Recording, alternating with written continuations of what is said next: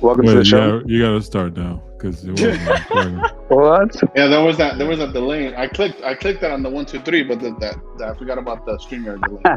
Yeah. All right, ready? What's going on, guys? It's your boy Monster in the Iron Mask. Welcome to the show, the NSDC here with the homie. Welcome, Manu. Thank you, my of friend. course, A pleasure. always here with the homie Elusive and Jesus. What's going on, guys? What's going on, man? Good evening. Good evening. How's everybody doing? Super chill. Surviving, dog. You know what I mean? Every I day hear is a you. good day. Yeah. Every day I I wake hear up you. is a great day. You ain't lying. I just survived the little stomach bug. Oh no. I don't know if I Yeah. can say this, but we were on a long phone call, and Elusive literally hung up on me because he had to go to the bathroom. That was his reasoning for ending the phone call. 100%, and followed by extreme vomiting for about 48 hours or so. To be honest. I did Yeah. not know that. I hope you're all right. Oh yeah, thank God I'm good, man. It was a little shaky there for a second. On the second day of no food, I was kind of feeling lightheaded, not myself. I was like, man, yo, I'll take it all now, though. You know what I mean? What did you eat? Let's get it over. No, it's not what I ate. I guess it's like a virus that's been going on. It's like a norovirus. I don't know what they're calling it. Everybody's calling it something different, but yeah, I heard from doctors it's a norovirus, and now actually my daughter just caught it today. But for whatever reason, kids, their immune system is that much better than ours, so she's walking it off, and it's only been 6 hours. Sweet. She threw up a couple times. I got her some frozen yogurt, Gatorade, and So now she wants ice cream. She's like ready to go. And my wife just took them out to get food. Yep. Yeah. Yeah. Of course, but That's nice. Yeah. no problem. Yeah. When's the last time we recorded? Was it what? 2 weeks ago? 2 weeks ago, I think. Yeah, around 2 weeks. I believe so. What was the topic on the last time you guys were on? I'm sure I saw it. Was that the one with the core and Goosebumps cover? Yeah. Scholastic, yeah. Scholastic Book Fair. Books. Yeah, we're talking about the books, and Manu said he was going to come on and let us know what he's been picking up. Dude, that was a smooth segue. So what's funny is, man, hold on a sec. What's funny is this. I watched that episode, listened to it, watched it, and I left that comment, and I said, man, it's really coincidental that you guys are, having this kind of like this nostalgic sort of moment about books, because I had just got done picking up a lot more of some of my favorite books, like actual books, right? And what was it now? Maybe a week ago, I posted the Venom Factor, this book from 1994. It's this hardcover Spider-Man novel from 1994. It's Spider-Man's first hardcover novel. Well, at least that's what it says on the card that's included with the book as a commemorative card, right? On the inside of the cover, there's this beautiful card that has the same artwork from the cover of the book, and that is a painting by an artist named Bruce Jensen. And it's from 1994. There's paperbacks associated, so on and so forth. And this is something that I've had since 1994. I was 9 years old. My parents bought it for me. I've loved it. And so recently, I just went down nostalgia lane, and I picked up a couple more minty copies. They're not expensive, 15, 20 bucks on eBay, stuff like that, right? But you never know the condition. You never know how they're going to ship it. But what I'm trying to do, and I picked up a few paperbacks. There's different versions of the paperback, different trade dresses and stuff like that, depending on what country it was released in. There's a few that I don't have because I'm holding out for high grades in them. So there's a few that I don't have, but I'm stacking up those cards. Obviously, I want to go for a PSA 10 in that card. Now, that card has Spider-Man and Venom on it. It's incredible looking to me personally. I love it. There's only one graded at PSA. It's a PSA 7. It's a 7. Yeah. I recently saw it sold on eBay for like, $22, $30, $25, something like that, right? But the card is really difficult. Like even it. So basically, it's in this little plastic compartment that's glued to the inside of the front cover, but little notches, little tabs sort of peel off of the plastic so you could slide the card out. You don't have to do what I did when I was 9. I ripped the plastic off of the cover. I don't know why I did that. I was usually very careful, but I wasn't with that. But even if it's never been touched or never been removed from the plastic, it's manufactured in such a way that it has white showing on the edges. And then, of course, you have centering issues on the back because there is a border around one component of the card.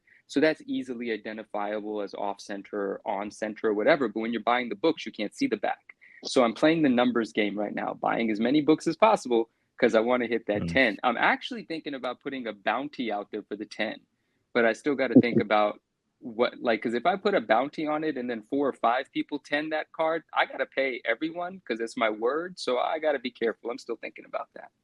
Yeah, and I see what you're talking about. I looked up the card, and it reminds me of the 92 Black Suit Spider-Man promo as well, where you have issues with the edging that shows the whitening and centering issues as well with that card. Right. There's some, there's a few 10s of that card. I think that might be pop 3 or pop 5, but you just slap a couple, some Kurt's card care on there, and I'll take care of it. Don't even worry about it. It'll bring the color right back to those edges, man. Yeah. Don't It's forget a the dope little image, especially the back. I know the front image is like the exact copy of like a miniature of the book, Yeah. but the back is dope. The back is by Ron Lim, the black and white one, and that Spidey is amazing to me. I feel like the silhouette of the Spidey, the slim sort of structure of Spidey. I like Spider-Man a lot of different ways, right? And someone made the comment on the post. It was one of our friends said they enjoyed how the front cover Spider-Man was McFarlane inspired, and I see that inspiration. But I actually see more of a McFarlane inspiration on the Spidey on the back. And that's kind of not the right thing to say because Ron Lim has his own way of doing it, right? But I think there's just something in the silhouette of Spidey's face where it's kind of like slender and elongated with the eyes. Maybe, well, I don't know. It just kind of strikes me as a 90s Spidey, rightfully so, because that's what it is. So the Venom on the back is not my favorite Venom depiction, but that Spidey is really amazing. So I love the artwork front and back, but admittedly, I fell in love with the artwork on the front. And the interior artwork in that book, on a few pages, there's artwork. It's all done by Ron Lim. So the black and white back and the black and white interiors are Ron Lim. The cover and the front of the card are Bruce Jensen, and those are painted. Yeah, that's dope, man. People are after this, people are going to be on eBay trying to snag them all up, trying to hit that 10 for sure. If that's the case. The vultures we call them. That'd be amazing. Like if we if I see a couple more pop up on that pop report, that's just going to be this is going to be like this inside thing that I'm going to be supporting and watching and smiling about anytime I see one added. But I don't know how many people are going to go for it. I'm going to go for it. I've got 4 or 5 ready to go now. I mean, 4 or 5. I don't know which of those are ready to go. I'm obviously going to send my best shot. I got plenty of them that would be, 7s or 8s or something like that. And that's not necessarily what I'm trying to do. See, that's one thing, man, that I for sure admire about you, but I can't do just for my own mental health. Is with cards like that, I'm okay with a PSA 9. With a promo that's that difficult to get in really good condition, I don't know. And even if you 10 it, a lot of times if you really inspect the card, is it really a 10? You know what I mean? Yeah, I mean with PSA, you have to ask that question: is this really a 10? We all know PSA 10s are imperfect cards, and I mean they know that too. A 10 encompasses like the higher end of the grade spectrum for other grading companies, right? Like, is your PSA 10 going to be a BGS 10 or is it going to be a BGS 9.5? Yeah. But yeah, you know me, I'm a glutton for punishment. I want to try to find the 10. And I know, shout out RMS. I know RMS is going to go for it. He's probably going to 10 it before I do because once he gets focused on a card, he seems to get it done. Yeah, shout out to Ryan. He's been 10ing some of those keepsake Venoms, right? The prisms. Yeah, he has. I actually got 2 of them in front of me right now. Not 10s, raws. Yeah, I love that card, bro. Yeah. Go ahead. Those chases are fun though. I mean, if you're talking about not like low numbered cards where you have to, you can buy a few and stack them up and then do the long journey on trying to grade a 10. I'm doing some of those with some promos for Batman too, but those are like side quests that you just keep there for a long time. Like just keep stacking them, and then one day send them.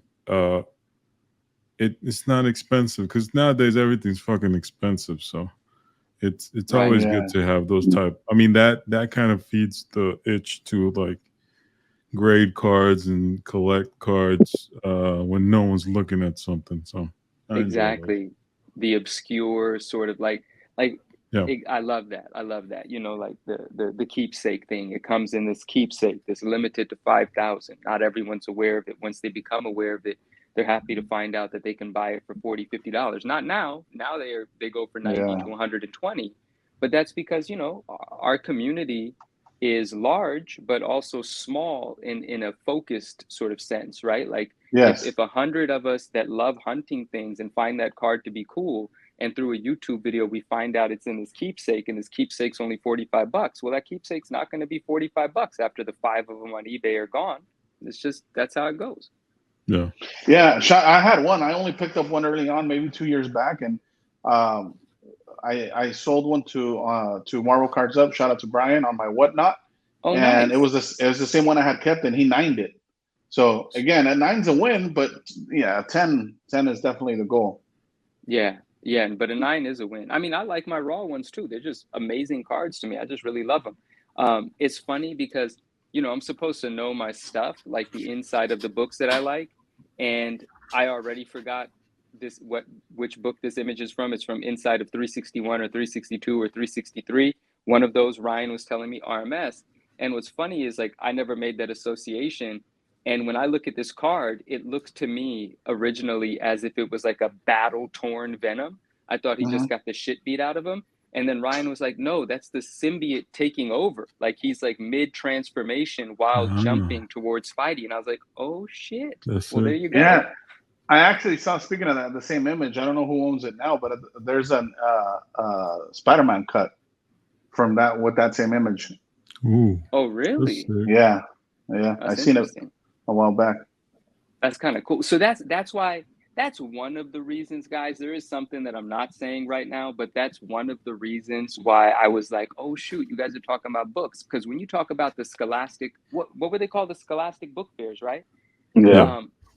See, my memories of those are, you know, me, my parents going to the school, into the cafeteria on a Saturday or Sunday, whenever they would put them on, they'd be like, you know, free food, and you're just looking at books or ordering things in those catalogs, these like super warm, nostalgic memories. And I don't know if that's everyone's experience, but those are my experiences. And you're waiting, you're anticipating the books to show up. I'm not even a big reader when I'm a young guy. I'm just flipping through books, looking at images.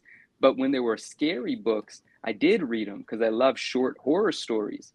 And, you know, and you guys bringing up Goosebumps is so appropriate, because Goosebumps were kind of like a homework assignment, because they were real books in terms of my reading taste. You know, I remember them having a lot of pages and a lot of words, but I made it through a few of them. But I loved the covers of all of them. Am I misremembering this? But wasn't there like some, maybe later on with Goosebumps, weren't there some books where you could like choose your story as you go? Choose your adventure? I don't know. Yeah. Remember that? Like, it would be like, there's a door. Do you open it or do you not? And then depending on what you chose is the page it would tell you to flip through. So it was like alternate endings. I mean, there was a lot of choose your own adventure, so I would assume that they, at some point, they made some. Yeah, maybe so. My memories of the book fair is like, it was usually Fridays or maybe sometime during the week. Was it? Okay. And then we get out of class to go look at the books. You had to have your dollars with you. You had the catalog for like the night before or whatever. I used to stare at the catalog all the time, and I just loved going through them. Same, I didn't read many books, but it was, I don't know, it was in the library, you know, like it was cool. It's like you're getting out of school for a little bit and you get to go look at all these books that are right there in front of you. Yeah, I always have good memories for that. Absolutely. Yeah. I don't mean to interrupt, but I'm on eBay right now, and maybe I'm looking at this wrong, but that PSA 7 is actually available for sale of that card. Yeah, I came back. I came back. No, it did sell, and then it's pretty cheap. I've been following it just to see what it does, and I think it's up for like $30-something Canadian. Yeah, 36 Canadian, 26 US or best offer. Now I'm not going to buy it because that's not my objective, but it's interesting that it's back up. Like, I wonder why. Oh, because they saw your post on IG. That's usually how it happens. And so pointless, you know. Just being honest, that's usually how it happens. They were like, "Yo, I'm canceling this this $22 sale. I'm marking this up $5." Yeah. No, it's more like Manu just talked about it, and someone's probably gonna attend it. Let me get rid of the 7 while I can. Oh, Let, this might let be me the buyer, not the original seller. Ah, good point. Could be. Yeah. well let me ask a question on that though, because when it comes to like stuff like that, with the card, you know, I recently stumbled on you know, a little magic on eBay. Okay. And then you start kind of like, you know, putting like 2 and 2 together, and you're like, certain things though, you know, like the specific things, and especially stuff like from the 90s. You know, like Manu just said, he just grabbed his book and he rips it open, you know, grabs a card and, like, you know, probably squeezes the, you know, the shit out of it with, you know, hopefully not too much. Obviously it looks pretty clean. But, you know, like when it comes to chasing some of these cards, realistically, you know, what if like that 7 is like the highest that you pull? You know what I mean? Like, what if it's like an 8, you know, like, just to be fair, like, what if there's never like a 9 or 10? Like, what if the gem is an 8? I look at it the same way that the point that you're making. I agree with you. It's like, because I have certain cards, like I say, like I have certain cards that are PSA 9s, and you know, obviously I'm still in pursuit of the 10, and if somebody makes the 10, I would pursue it, but that happens to be the highest grade. But I think that, you know, that gets determined through the process, right? Like if 15 or 20 of these hit the pop report and they all happen to be between 6 and 8, you know, 6s and 8s and 7s and what have you, well, then then that understanding sort of becomes itself, you know, like then we're like, oh shit, you know, an 8 is a high grade in this card. But until the effort to grade them is made, we don't have the data to support which grade should be, which grade that I might start to deem as the equivalent of what I'm chasing currently. Because right now I'm chasing what I imagine to be possible. Correct. But you know, with time, we'll see if that's actually a possibility. And maybe an 8 is the highest. Maybe a 9 is the highest. And then also over time, I think as PSA starts to see more of them, I mean, this is going to not really register on their scale at all as something that exists, because I don't think hundreds of these get submitted. But, you know, maybe over time they start to understand that the back of this card is always cut a certain way. So what, you know, when they've only seen 4 or 5, what they might give a 7 or 8 to because of centering, they might actually start to, you know, compensate for the manufacturing and give it a higher grade. So basically I'm saying, I'm just going to throw a bunch of cards at PSA and let time determine which one is going to be my target if a 10 seems to be impossible. Yeah. I definitely don't see you as an 8 guy though, but I know what you're saying. Yeah, there's not like I'm an 8 guy in 1966 Donruss. I have a lot of PSA 8s, and that's not because they don't have 9s, they don't have 10s. It's just because I've adjusted my perspective on that set. The PSA 8 in that set, to me, pardon me for using this word, is an investment grade in that set. And the highest cards that I have, I mean, I'm still pursuing 9s and 10s out of some of those cards, but they're just really hard to come by. And the 8s satisfy me, you know. And in fact, I just picked up, dude, this is wild. I sold this card for $700, right? And then someone lists it relatively incorrectly and lists it for $180, and I bought it. And then the next morning, the same card sells for $850, and I just paid $180 for it, like, you know, 12 hours prior. So yeah, and it was a PSA 8 from the Donruss set that I have previously sold for $700. So, you know, the PSA 8s seem real legit from the 66 set. So my perspective is different on that one. No, yeah, I hear you. Yeah, there's certain cards. For me, one of the ones that I've been chasing for a while, and I'm again, my goal is just a 9.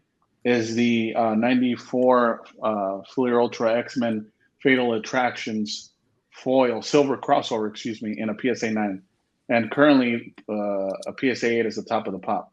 Okay, very nice. Yeah, that's exactly the scenario where I'd be like, bro, 9 is Grail grade and 8 is top of census, so that's the king so far.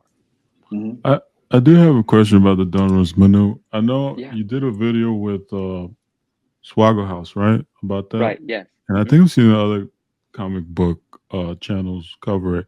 What do you think is the fascination with the comic audience over that set specifically?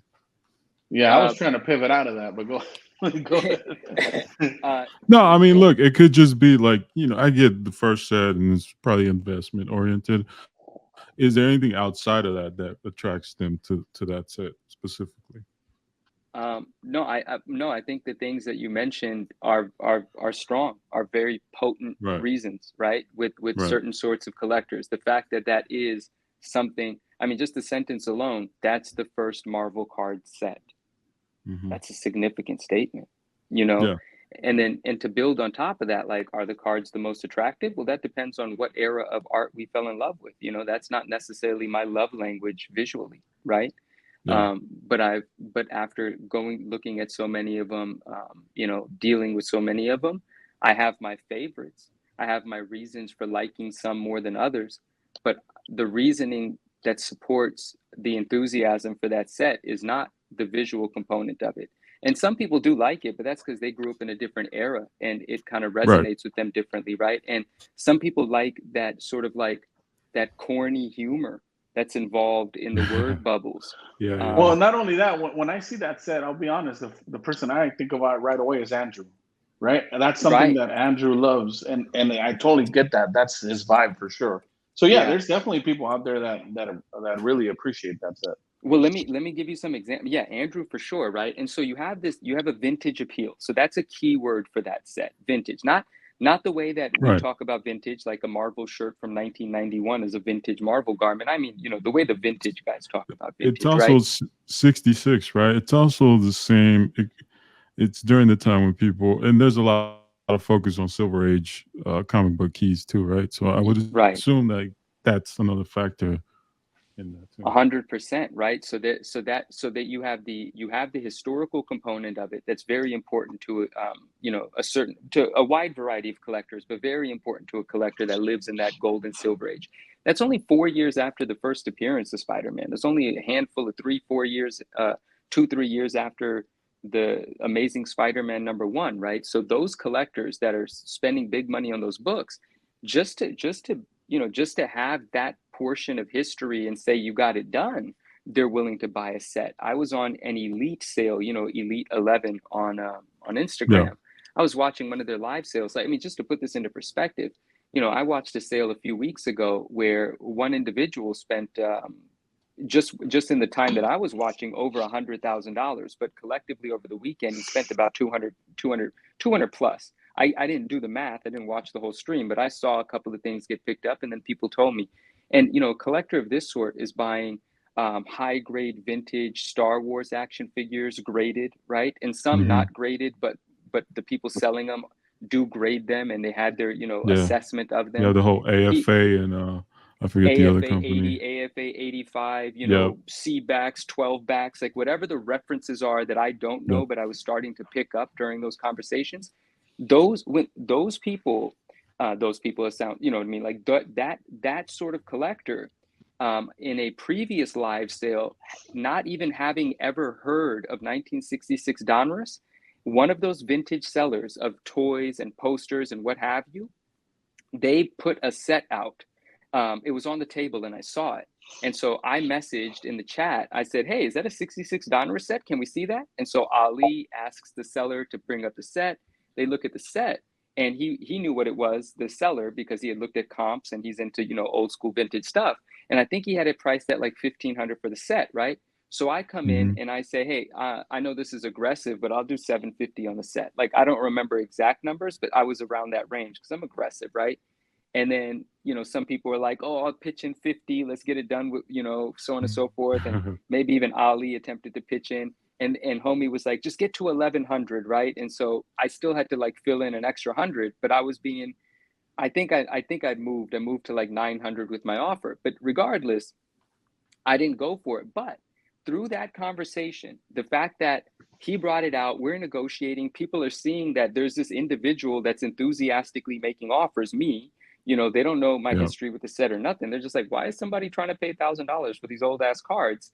One of those guys that buys that expensive Star Wars type stuff, he was like, fuck it, I'll pay the 1,100, give it to me. Wow. And he bought it, right? And so that FOMO. Yeah. It's a little bit of FOMO, but it's not like he's really fearing missing anything out. He's probably a high net worth individual. The point that I'm making is it struck a chord with him. He didn't know what it was. That brief education and introduction was enough for him to say, that's my kind of thing. I need that.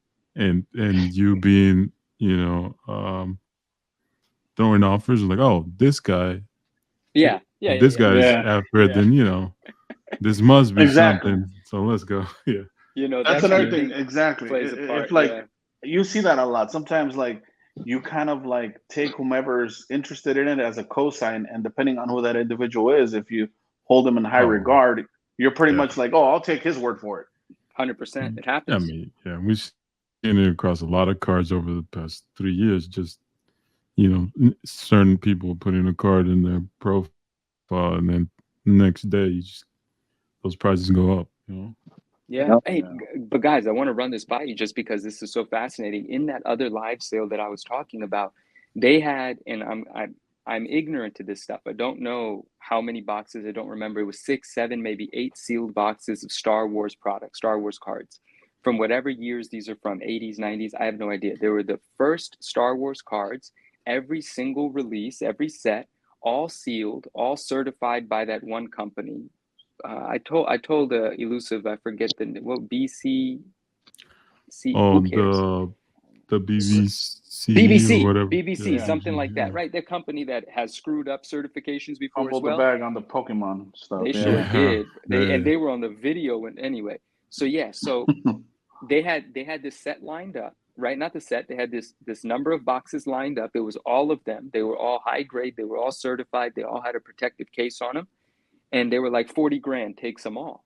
And I don't know what to make of that number because what do I know what those are worth? Like if I saw that box at a flea market, I would think it was a $250 box of cards, like maybe $500 to the right collector. But 40 grand for 5, 6, 7 boxes, I was like, wow. But an individual offered $30,000. They made the deal. He paid 30 grand. I don't even know what these things are, And I just thought that's amazing to see. Like there are these collectors that they might not be the most vocal. You go to their Instagram page, they don't even show off anything they have. Like they'll show you their kitchen cabinets before they show you their collectibles. And they're spending $250,000 on a live sale.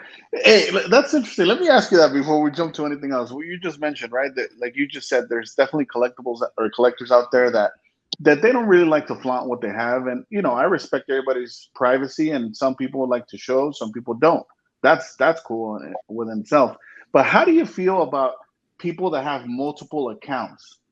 And like, meaning, Manu, let's say you have the 9.9 and then you open another account and you don't let people know it's you. How do you feel about situations like that? Whoa. I mean, first of all, you're obviously talking about something very specific, right? So, like, you're setting me up to give my opinion, but we're talking about one person. Well, hey, that's Doom giving it away with the laugh. No, you gave it away with the setup, bro. I said it before Doom confirmed it. To be clear, I don't know what he's talking about. I'm not in the inside joke on this one. That was my best guy. You're good, Manu. That was the best I could set it up. Go ahead, though. I mean, without knowing anything about anything. Just in general. Okay, look. So I know people that have ghost accounts so that they can claim on consignment pages without anyone knowing what they picked up. I don't think that's a problem at all, and I respect it and I understand it. Like that's fine. But now I'm just hypothesizing here, being hypothetical because I really don't know what we're talking about. But if someone creates a ghost account and then engages with you as if they're not an individual you already know, well, that's a whole bunch of things. We can call that a lot of different things, and none of them are anything that I would like to engage with. I like that answer. That makes sense. I just wanted to make sure I wasn't the only one that felt that way. No, if someone is engaging with you, but under the pretense that they are not a person that you already know, well, they have a reason to do that, and that's between you guys to determine what the agenda is. But none of that is for transparency is very important to me. So if you can't be transparent, what are you hiding? Yes, that's the biggest question to me. Like the first example is probably the best excuse for it, which was a good one that you mentioned, which is, trying to claim things so people kind of don't know who it was and you want to remain anonymous on the purchasing or even anonymity, on the sale. sure. Exactly. Yeah. But when it comes to like you interacting with people, and like you said, what is it? That's my biggest question. Like, what do you have to hide that you're not coming out? And to me, it's like you said, it's a lot of things, none of them of which are nice. To me, it just seems a little off, and to be honest with you, quite frankly, it seems a little cowardly. Like especially depending on the interaction. I know you don't know the context of it. I'm just right. I just seen it across in the past 2 years a lot. It's not one specific example; it's multiple examples. But it's always like people that create multiple accounts, and it's like, why don't you just stick to the account you already have? Is it because you already tarnished your reputation, or is it something else? That's all. Well, yeah, it could be a number of those things. I mean, I know a bunch of people that have multiple accounts, but we all know who they are. It's like they have their account for this collection because they're a character collector. Then they have an account for their general stuff. Like that's different. That's not what we're talking about here. I know plenty of people that do that, but we all know who they are, And you're talking about someone that's operating in the shadows. Now, personally, myself, I enjoy operating in the shadows, but I think it's nuanced. I think that phrase can mean a lot of things. But if you're operating in the shadows and you're not being transparent about who you are, and I know who you are, but you're keeping it a secret from me, well, in that regard, those shadows, quite frankly, mean something shady is going on. Yeah, that makes sense. Well, you got any 2 cents on that, Sergio, or? I don't know people with clandestino accounts, so I'm not too sure. I'm sure there's a couple of people out there, a few of you, but friends are friends. You know what I mean? Everyone's got a friend. Yeah, for sure. There's always a friend that can do something out there for you. But yeah, that's kind of weird. You know what I mean? Like I'm not too sure about that, honestly. Like I don't even think about that. I just have like my page and like obviously like my personal life page, and for some of you that have known me for like a little bit, you guys will probably know like my chef stuff. But other than that, to be like doing that in the shadows, I just don't see the reason. But different strokes for different folks, man. Some people do weird stuff. And some people don't even know why they do the shit they do. Like in their head, they probably think they're on some secret agent stuff, but it's really just a waste of time. And they don't even understand that there's a better way to go about things. 100%. It reminds me what you said from if you guys ever seen Grandma's Boy, when the guy's like against the wall and they see him and he's like, how the hell did they see me? Come on, bro. It's obvious. We all saw you. You're the only one thinking that you're camouflaged over here. Is all. No. But yeah, but you should probably spill the beans and just tell us who's over here, trying to get something from you secretly. No one's trying to get something from you secretly. You know what I mean? Let's just say that there's an open investigation on my end. Once I nail down who this individual is and their secret identity, because for me, I'm so look. I'll be honest. You guys know me by now. I'm curious. Yeah, I'm a curious George, number one. Okay. You know what I mean? Give us a hint. Give us a character hint. Just say something about a comic book character that might have something to do with who this individual collects. Oh, this individual's all over the place. Okay, never mind then. Forget it. Because I had a guess locked and loaded, but that wouldn't be my guess if that's how you describe the person. This individual, he's like Skittles. He's all over. He's like the rainbow. He's all over the place. But no, it's just, this is what happened. I'll be transparent with this part. I reached out to people on who this individual might be, and nobody seems to know. There's a person that claims to know who they are, and they told me, "Oh, I can't tell you who it is." So when you tell me I can't know something, it makes me want to know more. Right? I'm just being 100%. Right. Yeah, 100%. They triggered you, and like, now I'm gonna crack the code. Yeah. Exactly. So you challenge me now to find out. So yeah, well, it's just public service announcement. Anyone listening, if you want to get Elusive started, just tell them you can't do something, and then Sherlock Holmes activates. Why did he mute himself? Like, my bad. I'm over here. Power. He's losing power, and that's it. Hey, but let's just end it with this. You guys know this though. At the end of every Scooby-Doo episode, they unmask the guy. Yeah, that's all I gotta say. Shout out Scooby-Doo and life. I didn't watch Scooby-Doo like that, but It's good to know. But I do this. This is. I know. Elusive doesn't want to talk about 1966 because he's only infatuated. He's only infatuated with great looking cards. But I just want to say historical significance. First Marvel card set ever. That is enough. And then some people love a challenge, and they happen to be very difficult to grade, and that is a component that draws in people like myself. So that we'll just leave that at that for now. Yeah, and this episode is not sponsored by 66 Donruss, by the way, guys. Just as a heads up. But I don't know if you guys. Oh, sorry. I was gonna say I don't know if you guys remember, Elusive and Doom, like way back in the day. Really early on when we first kind of met, we would talk about like vintage cards, and we would ask that question like, is it ever gonna come to that point where like these things are like cool? Because back 2-3 years ago, 4 years ago, like 3 years ago, you're talking about like Donruss, like it was around, and it wasn't like what it is right now. And it took a little bit, Yeah, you were buying it back then. I bought my first one 2.5 years ago, to maybe 3 years ago now, because it was at the beginning of. Time is weird, right? But people know I bought my first one at like when I first started doing the Marvel show with Justin. There was just one episode where Naj, or actually it wasn't during the episode because Naj, our friend from Instagram, she had bought one, right? And Justin and I were just talking about it, but we hadn't actually participated in our enthusiasm yet. And then Naj went and bought one.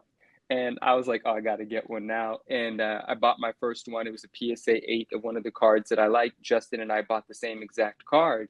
And I don't know what Justin has done since then, but I continue to buy them. Nice. And recently I began selling them. There's nothing wrong with that. It's, look, everyone has their own niche set they go after, or niche card. Personally, just nothing in there. I'll do like the aesthetic whenever Andrew presents this. I know he gathers a lot of the ones that have been especially the caption one. The caption has different writings on it, right? Like I really love how he presents and shows like there's a history there. Someone owned that card, someone left their imprint on that card. So it's storytelling, and I enjoy those posts. But outside of that, I don't think I've ever held one or collected one. But I have my own Doom cards that no one's going after, and I just kind of try to stockpile some of these. Don't get a lot of shine too. So look, we're all guilty of it. And 66 is 9.9 upside down. So that was my real reason. I like it. Oh, okay. But 6'9" over here, huh? Hey,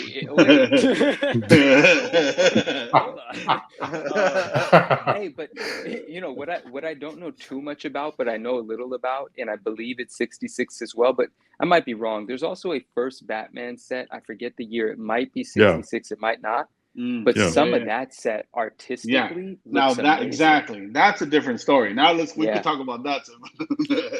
It's also like illustrated too. That set specifically. I think she has one, right? Posted a Batman from that set that you guys were referring to. And he has I think he has a sealed pack too on some of those. And those I've always had, like, if you look at the sales history, there's always been demand for it. And it is the vintage appeal, and a lot of those, they were mass produced, but a lot of those were handled poorly. So rare condition is definitely there for it. Yeah, definitely. I think once once you kind of start stepping away deeper, like at least for me, like away from the cards and more into the comics, like I posted the Fantastic Four that has like the rip in the middle with the tape, things like that. Like even Andrew, I know he posted a book the other day that was all like ripped up and like shredded up. Sometimes these things like fall into your lap, like whether it's like, hey, buying like, multiple things or like, however, like the bundle came, right? But there's still like an appreciation for it, I know for Elusive, he's so specific with like, when he asks like the PSA 8, like there's very few cards that Elusive would buy as a PSA 8 and hold, very few. Yeah. But I feel like with some of that older stuff, man, like, especially like the vintage cards and the other things, like when it comes to that stuff, it's so tough because of the way things were treated back then, and especially with like the foreign stuff. Some of these things got like, super roughhouse. So when you get your hands on a clean one, I feel like that's always a gem, No, Agreed. 100%. I think my take on that usually is if I really love something that's that old in a condition rare, and I can't lock down a 9 or a 10 because either I can't afford it or it doesn't exist, at that point, I'm okay with the cleanest copy I could find and just get it authenticated. Yeah. Just because my OCD is not going to allow me to see an 8, personally. Yeah.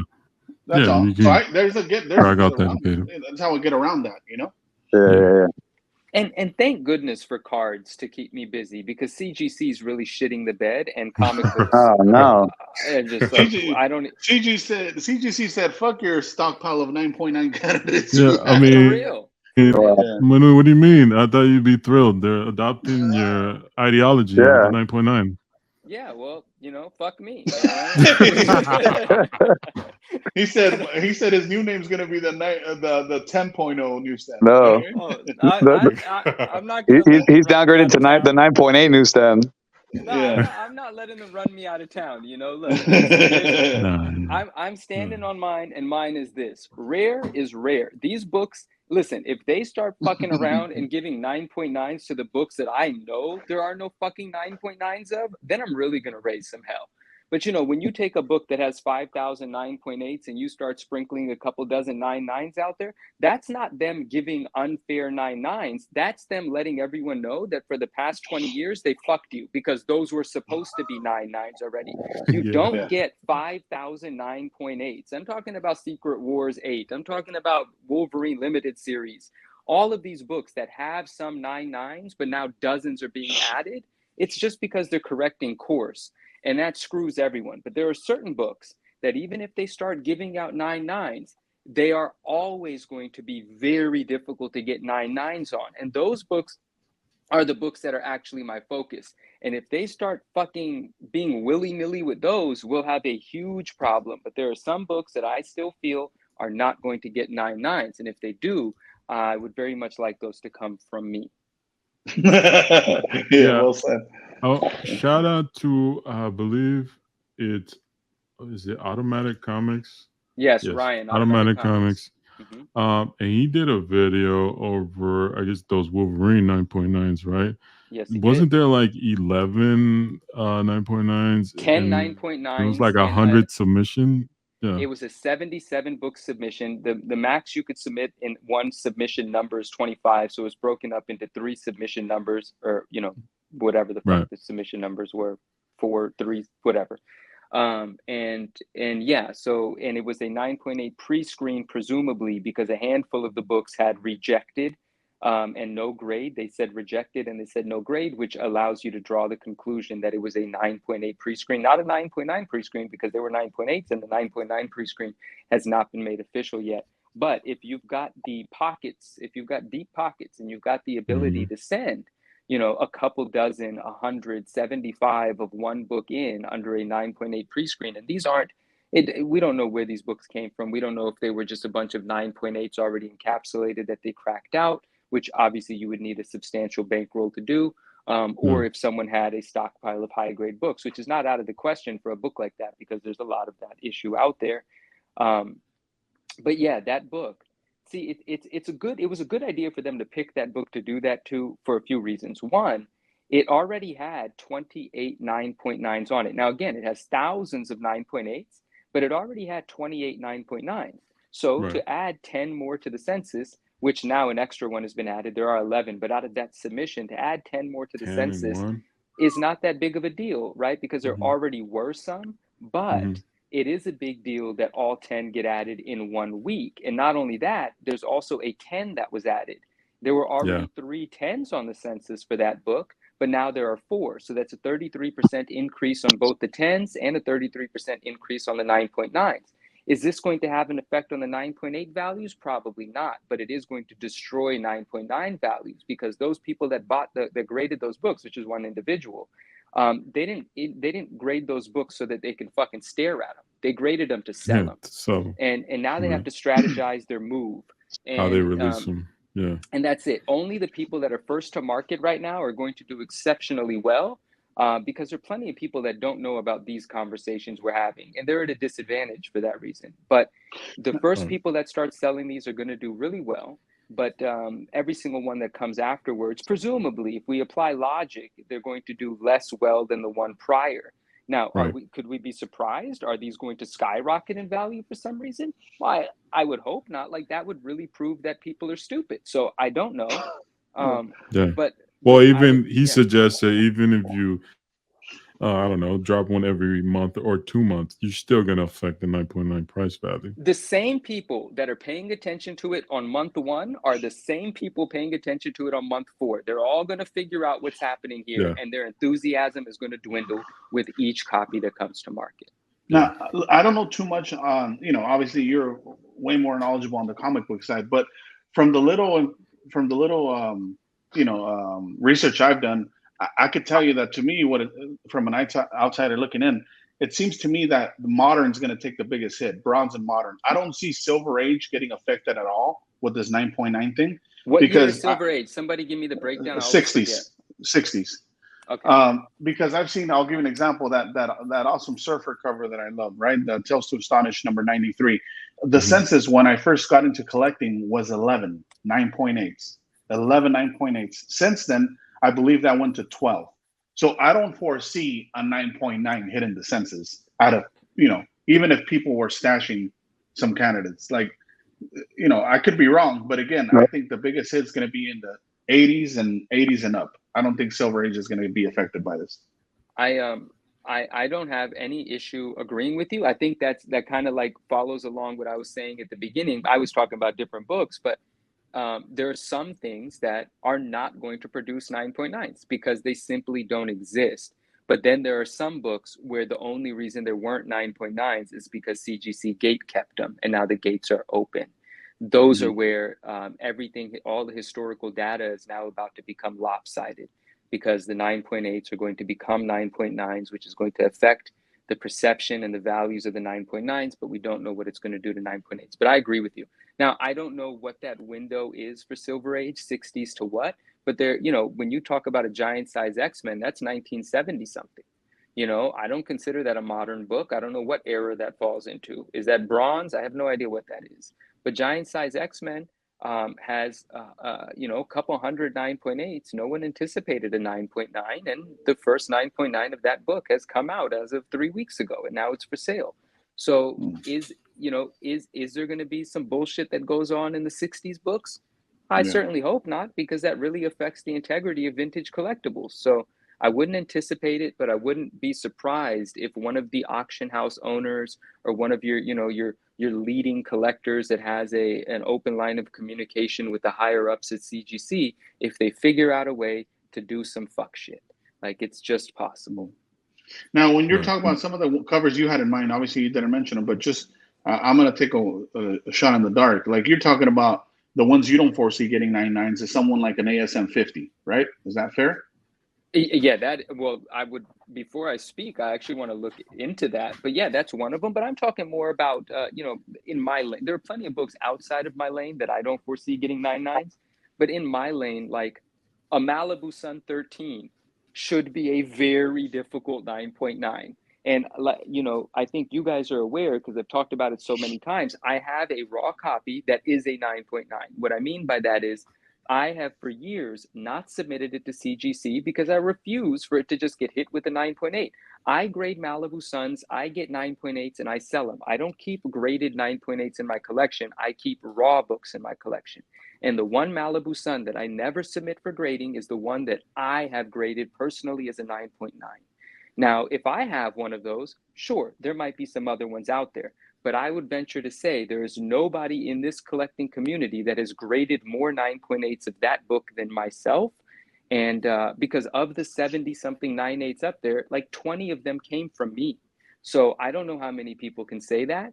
And so I'm hoping there's not too many people out there running around with a 9.9 candidate of that book, because I would like to be responsible for that. And if you take that a step further, I know how difficult it was for me to accomplish the 9.8 error edition of that book. There are only 5 9.8s of that book, possibly only 4, because one of the blue labels, there's a high chance that it is one of the yellow labels now. meaning it was submitted to a signing, cracked out and sent to a signing. So let's just say there's 5, even though there might be 4. Let's say there's 5 of those. In my 4 years of pursuing a 9.8 of that book, there's only been 2 added, mine and some other lucky guy. That's it, or guy or gal, I don't know. So a book like that, when it's that difficult to procure a 9.8, I don't know if that's the proper usage of that word, I would hope that they have some respect for it and don't give an exaggerated grade on one of those and sully what it means to hunt that book. Because that error is rare, even ungraded. That error in a 9.8, the numbers are there, is very rare.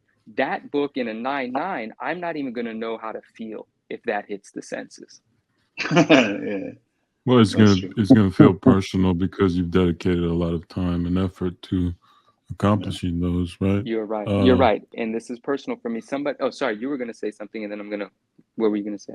No, I guess, and that book is during what era of producing? I'm guessing they're very hard to come by because it of was a production book. size. Right, It was a promotional book from 1992. It was to promote Spawn and promote some other things. Nice. It's a previews book. It's not an actual comic book, and it was given out for free. And for anyone that's ever handled a Malibu Sun, it's on sort of like a newspaper quality interior paper. It's kind of like this sort of off-white, sort of odd textured, thin paper. It's more of an ash can style, even though it's comic book size. It's very thin. It has a few pages, and it wasn't cared for, And the reason some did, I just got outbid on something. Why did I even bid on that? Anyway, and the reason some did, survive is because there are collectors from the 90s that kept their promo stuff, and there are comic book shops that kept 5 or 10, and those over time slowly trickle out. Like we had, if you want to call it a warehouse find, you can call it that. There's a big time seller that bought out a warehouse of comic books. I mean, a multi-$100,000 purchase, and he had a short box of Malibu Suns in there, but all of those came back 6.0s and 7.5s. Damn. Oh, wow.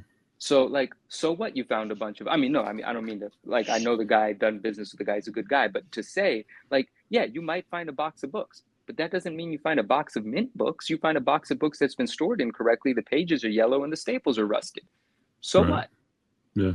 And Malibu Suns are notorious for rusty staples because they were given away for free. They were manufactured on a budget, and none of the staples really survived without rust. I've graded multiple 9.8s with little specks of rust on them because CGC over time has recognized that is a manufacturing flaw, and they grade on a curve because of that. That's why I know, after having graded so many 9.8s, which sort of imperfections they recognize as manufacturing or as to be anticipated. And that's why I know this copy that I have should be a 9.9 and nothing less. And I refuse to submit it to have it be turned into a 9.8. Now, if a 9.9 pre-screen does present itself, am I going to take advantage of this and try to get this 9.9? Maybe. It depends on what they allow me to submit. If they say you only can submit already encapsulated 9.8s or 9.6s, which is a thought that they've had and they've shared that thought with me, well, that sucks because I'm going to tell you exactly what I told them. I don't think that's fair. For me to have to submit this book, so one of your, standard graders gives it the 9.8 and ships it back to me so that I can submit it for a pre-screen is unfair because I don't have the confidence that even though now there is instructions at the desks of the graders to give 9.9s if it looks like a 9.9, I still don't have the confidence that if I submit that book by itself, it's going to get a 9.9. And since I don't have that confidence, I'm not submitting it. And also, I don't like what they're doing to the 9.9 at the moment. I don't know that I want to turn that book into a 9.9 right now because that'll make me a part of this circus. And I kind of want to wait this out. Yeah. Plus, in that approach, they would have to handle your book twice, which is in no way not ideal. I don't want to ship it twice. I don't want to ship it at all. If I got on the horn with Matt Nelson and for some reason he was feeling real friendly and he said, Manu, why don't you bring that book personally to me? I'll grade it. I promise you guys, I would on my own dime, I would book a flight immediately. I would fly to Florida immediately. I would sit down with him, watch him grade my book, get the 9.9, have him encapsulated, tip him, and then fly back with my book. I would take on all of that expense to safely turn that book into a 9.9. That's wild. I'm trying to be like you when I grow up. Booking flights and shit, that's crazy. I just I wish I could tell you. I just booked a flight for something. I'll tell you guys soon. I love you. I'm sorry, but I didn't sign an NDA, but I promised confidentiality. Yeah. I like that. At least you didn't hit us with the NDA shit. You know what I mean? That's one of the oldest tricks in the book. Yeah, I didn't sign an NDA, but the emails say confidential in all caps at the top of them, so it's clear. Yeah, nice. No worries. Sergio, what's been going on with you, man? Man, I've been, like I said, it's for me, in my eBay experience, it's kind of been, it's kind of been raining cats and dogs. It's almost a little bit overwhelming, There's a lot of things out there that are just like, wow, haven't seen before. A couple curveballs, I know Doom's been pumping me out to pick up some cards, so I fell into the trap, I put my hand in the honey pot and oh wow, found a couple of things. Well, any of them you could share? No, not at the moment. No. We keep it close to heart. We keep that close to. You see, like Manu, like unlike Manu, like talks about it, like puts it out there, and like and shows it to the world. For me, I'm a little bit more calculated. I like picking up like a couple of things here and there. Okay. Can you say, is it modern? Is it older? Can you say that or no? It's always older. You know what I mean? It's older. It's older. Yeah. Some stuff. The latest pickup I picked up was 97. The earliest pickup was probably, I think it was like early 70s. Oh, okay. I thought you fell for the platinum stuff. Okay, my bad. Oh no. Good. Hey, listen. I will say. Listen, I knew that was gonna hit Doom. Some of catching strays over here. It was platinum look nice, my guy. No, it does. Some of the platinum cards look nice, man. I got to give it to them. I've seen a couple of people post up some of the platinums. I personally myself am not gonna, dive into that. Yeah, because I mean, I don't know, man. For me, it's kind of value. It's kind of like Manu's talking about with the 66 Donruss. Mm-hmm. Like the things that I'm picking up, like it's still Marvel. It's still what I pick up, who I pick up. It's just older. Like it's way older. So the stuff that's happening like now, kind of like to the Donruss point is like, again, there's a continuation of picking up the new stuff. For $50, $60. Who knows how much many bucks a card. And I'm picking this up stuff over here for like, relatively cheap. And this is vintage, you know what I mean? Like, doesn't matter, like, where it's coming from, from over here, it's vintage. Like, it's just old. And it came out in its own set, So, I'm just in another, like, dimension, when it comes to, like, collecting cards, because I still am collecting cards, and I'm excited, Yeah. But it's older stuff. It's older stuff. This stuff, honestly, like when I pick it up, I'll show it off a little bit sooner, because it's a lot of it. It's a lot of vintage stuff. So really cool. I know Manu will be excited. I got some pieces from Manu. You know what I mean? Nice. Hey, and I'm probably gonna catch a few strays from a few people out there. Shout out to a few collectors. When I post it, you know what's going on. You know what time it is. It's those collectors. I get it. I got it. That's crazy. I mean, that's cool, man. I've been in a weird spot where like I'm not picking up I'm not buying in general too much. So right now I'm focusing on trades. Like I've been doing some cool trades. I'll disclose those. Shout out to RMS. I did a trade with him recently. Right. I have a trade going on currently that I'm trying to do with Cool Card Life. So yeah, I'm just trying to do trades right now, and I'm just still focused on. And another thing is, the homie Doom, as you guys know, did me a favor, and I submitted my first PSA submission, and just submitted a light 10 cards. And I'm happy with the results. I mean, I took a personal on a gambit, but other than that, it went well.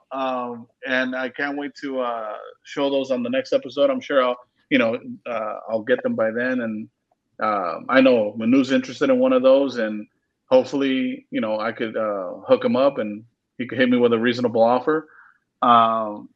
This guy, did you like you like that? What he just did?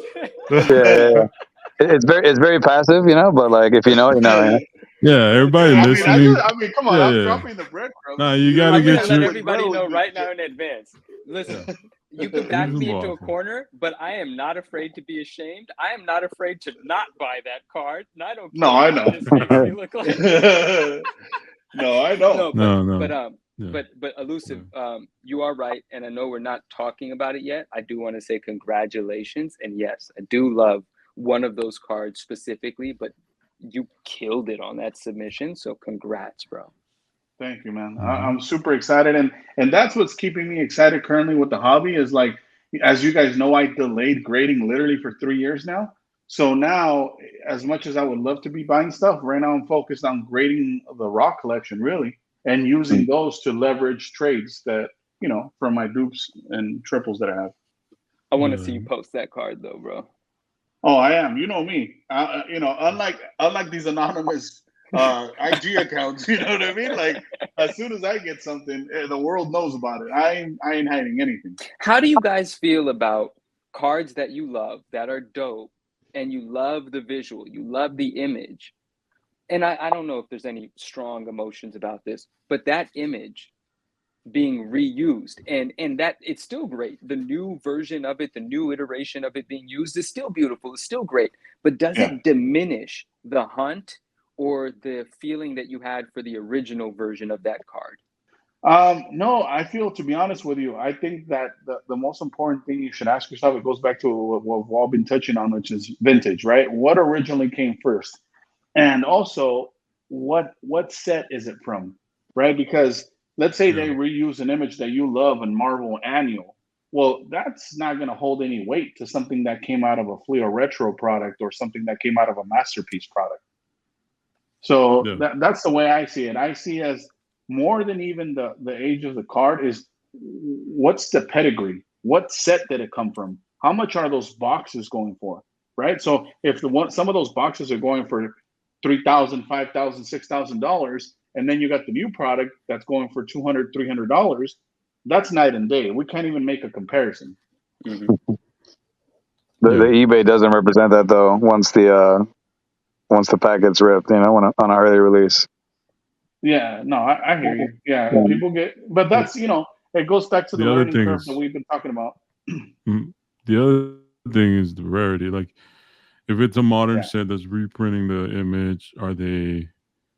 Yeah, how many parallels does it have? Are they gonna do, you know, $7.99, $3.99, $1.99, you know, $25.50, whatever? At that point, then I put priority on the first one or the one that visually looks best to me. And then if it's a modern set and there's a one of one, well, clearly I'm not chasing that because one of ones are a different type of. It's a different type of money that goes into play, a different type of collector, investor. So for me, it's like whatever visually is the most appealing. If there's a color match, usually for me that takes priority. If it's a color match is out of 10 and I'm fucked, well then I'll just keep my original and keep it moving. You know what I mean? Like, I'm not gonna fall in the trap just to, you know, do the rainbow as some people like to do, and I respect it. I love watching that, but if it's not within my means, then, you know, it's an easy decision. I don't have to think about it. You're a well-adjusted human being. Yeah, and another good example of that, by the way, of what that question was on the Pokemon side is look at the Charizard first edition. How many times has that image been reprinted and it's never diminished the value of the first edition PSA 10? Yeah. And in fact, it makes the first edition that much more important because there's so many imitations out there and there's only one original. You know, I try to tell this to Elusive too sometimes with comics because, you know, some comics that are of you know, let's say like the more, you know, hot comics, hotkeys, or you know, like really hot covers have a high, you know, 9.8 census on there. They have a lot of them on there. The reason being why, because they're just a popular comic, right? A lot of people grade those, and they still retain their value. But Elusive's like, no, it doesn't make sense. And I'm like, dude, like it's like you're like 10 of those can be added tomorrow, and they're still going to sell for $7.99. You know, no matter what. No, I agree with you. Here's where I'm coming from when what I mean. Let me expand on that. Doesn't make sense. What I mean by it doesn't make sense to me is that if there's a golden age comic that, and I'll tell you exactly what we're talking about here, Manu, to fill you in. I'll give you an example of the 4-color 386 first appearance of Uncle Scrooge or Scrooge McDuck. That's a golden age comic from 1952, I believe, or 1949, and there's 500 on the census across all grades. And they vary from $300 to thousands of dollars. And let's just say an average grade is a 5.0 for that book, and it goes for $600. What I mean by it doesn't make sense is I rather put those $600 into something that's less attainable as far as rarity. I'm not saying that it doesn't hold its value and people shouldn't buy it. By all means, if you love the cover, keep buying it. But for me, I look at what does those $600 have buying power in something else that is not going to have 500 copies out there. That's what I mean by that. Yeah, but not to diminish anything from any specific book. It's just that I always think of, okay, are these $600 best invested here, or can I go get something else that's going to be more special to me and still only pay $600? Right. But the original part of this, right? Just get like the example. I mean, we might have gotten a bit off of the original path, but like that Charizard example, right? Like there's so many different versions of that original image, but that original one is still the most sought out. Well, and I'm not as in tune with Pokemon as maybe a couple months ago, but even some of those vintage numbers have gone down, and the modern stuff is outselling it, right? Like what's the in between era elusive it's as soon as WotC ended and those new sets that came out. Yeah, I know you're talking about, like the Crystal Charizard is one of the ones you're talking about. Expedition set. There you go. Well, and even now with the when the full arts were a thing and they just started producing those, so it's tricky. Not in all cases the vintage is the most expensive, but I do appreciate the reprints, especially in the Pokemon, which is a whole different type of collectible than Marvel cards, right? It's just it's a lot bigger audience, it's worldwide, and the big hit anyone can get a copy. It's not really like they're not numbered at 10 or less. The positives in that though, like it gives everyone a goal and they want to hit the big card, and you go buy packs because of it. It motivates you to keep on being active in that collectible field, right? So Pokemon keeps growing in audience because of that. Cost of entry is not as high as like other collectibles, or like some of these masterpieces boxes are going for close to $1,000. Like, no, you can go pay like $90 for a boost, like 11 packs or whatever, and you can get the same chance of pulling the same card that's popular. And having so many of those cards that are super shiny, that are the hits of the set, being constantly pulled and being advertised on people's reels and YouTube, like that does give it a certain energy that when you compare it to the DC or the Marvel stuff, it's just not there, right? It's not the same feeling. Like someone pulls a 101 and then like, oh, it sells for $9,000. Like, well, never had a chance at it to begin with. It does motivate people to be more active, more inclusive in that more inclusive in that collectible. So, and you're starting to see that with modern production of the Marvel cards, especially Platinum. I think Platinum is the Pokemon version of Marvel cards, right? And it's giving people chances to go get a blaster box for $20 and pull a 101. But there's that's the appeal of the modern card, which is interesting tactic they're using, and I think it is generating more audience to come in. Yeah, I think I agree with you, but I think what it is, and I spoke into Retrospect. Shout out to Retrospects.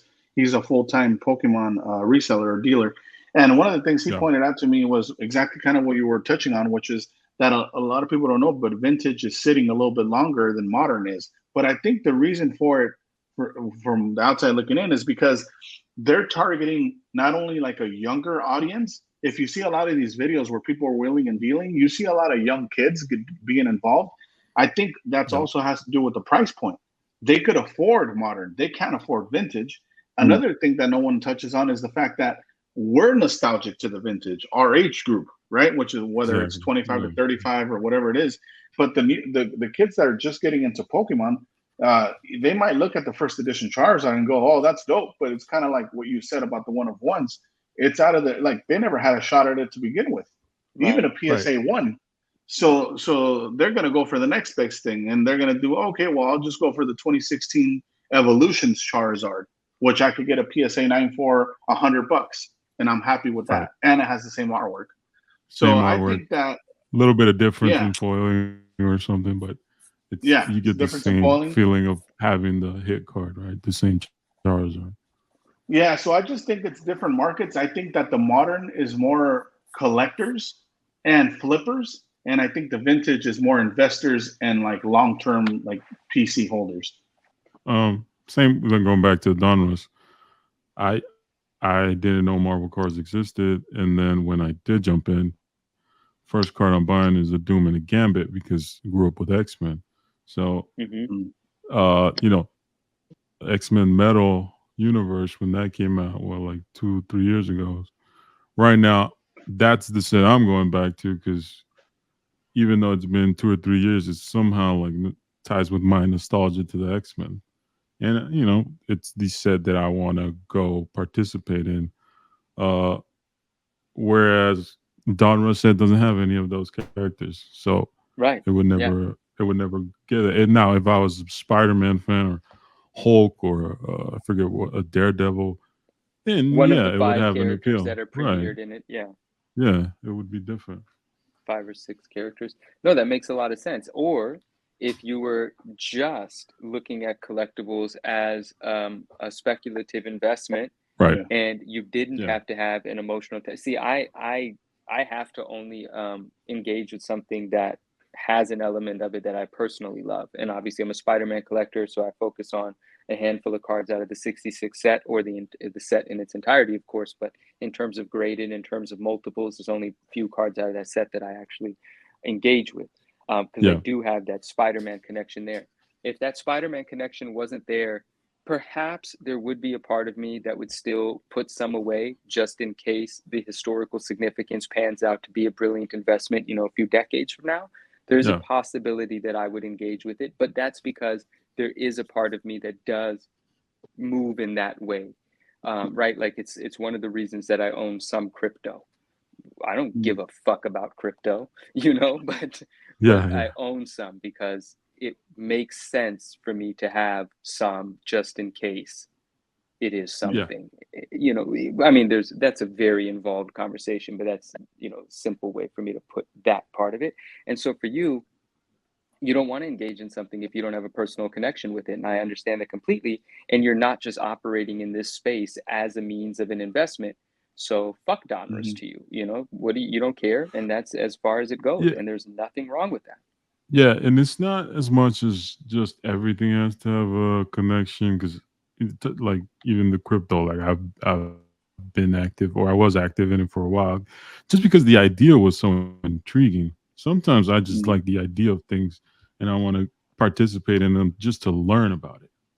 Like for me, the knowledge or like getting experience and understanding something is fun. And at the end of the day, like collectibles or just anything I do in the collectible space, it has to have some sort of fun in it too, right? Like it's not just, it could be like tied to investment, it could be tied to collecting, but if I'm not enjoying it, then what's the point in doing it, right? Yeah, we talk about that. That makes a lot of, absolutely. And you know, some of us get a kick just from the monetary side of things, but still I choose to get my monetary kicks with stuff that I care about, whether I sell it or keep it anyway. That's the best of both worlds for me. Yeah.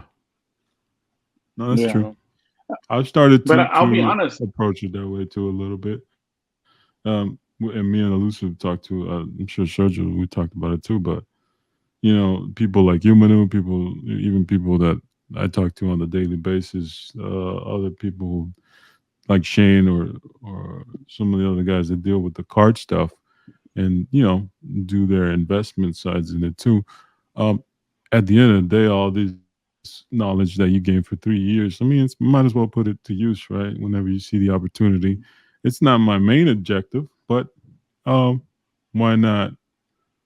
Why not pick up a deal when you see it, or why not try to make a small play? Pulling a profit out of something that I love having, I love selling. You know, Right. Oh, you know how I'm wired. I love that. You know, there's some of these Donruss cards that I picked up for $80-$90, and now they're $600-$700. I'm taking that money off of the table. Oh, yeah. I'm going to. It feels great. I mean, I did it with the shoe space when I'm collecting sneakers. A lot of my collection was funded by me flipping them. It wasn't like I wasn't out there hanging out at Foot Locker and standing in lines. Like I was just taking the opportunities as they come. Yeah, I'm trying to apply that now. Most of the money that I gain from it goes back into the same, you know, collectible space. And funny enough, having a conversation today with Tim and Will and Shane. Hey man, post COVID, like if we get real for a second, there's a lot of death happening outside. I turned on to nostalgia and found collectibles, specifically cards, and starting with sports cards, to kind of like not look outside. I mean, there's a lot of real life shit happening everywhere. It was a great distraction, and it's something that, you know, post COVID, I'm still actively in this space because of that. Like, hey, we just turn on the news. There's all kinds of crazy shit happening every second. So, you know, having fun, and again, for me, knowledge. So, being able to study something so specific and be focused on little side missions. It's just one of those things that, you know, like I said at the beginning, any day I can wake up breathing is a positive. Like, hey, this is great. Yeah. Get to go hunt for a stupid card that I like, or a comic or whatever. Like, it's enough motivation for the day. Yeah, How man. On that, is that though? Yeah. Yeah, exactly, man. On that note, I felt the same way on Friday. You know, when I was having that conversation with Manu, having a great time, just chopping it up, and then all of a sudden I don't feel well. I'm always grateful for those moments because they for me it just humbles me. But again, to realize, man, I could have just been gone, and that would have been it. You know what I mean? Like all this other bullshit and noise and all this stuff. Like, man, it's just it just puts it in perspective, man. Like now I just wake up, I'm like, dude, you get to do this. You know, it's not like, oh, I have to. You get to. Yeah, so, and even with like beefs and like people piss you off, or you get super, you know, feel very positive about a certain situation in the card space. It's all because you know, I'm so interested in this that it gives me it's even when I'm mad at whatever I'm seeing or frustrated, it's still out of a love for the space that I don't take for granted, right? Because day-to-day life is so difficult for everyone. So it's it's a friendly reminder. Anytime you have any strong emotions, just a friendly reminder you're alive. Like that's the way I view it now. And that you care. That you if care. Didn't care, you don't have them. Yeah. Well, if you didn't care, then you'd probably be in a much more difficult situation in life. You said something that's amazing, Doom, because like, you know, you're right. The fact that we even have the emotional space to be bothered by something in the collecting space with everything that life could bring anyone's way, The fact that we even have the room in our life to be troubled by something in collecting is a luxury and a privilege, because that means things are all right. You know? Yeah, they're not bad. That means Man, things are knock good. on wood. Definitely first world problems.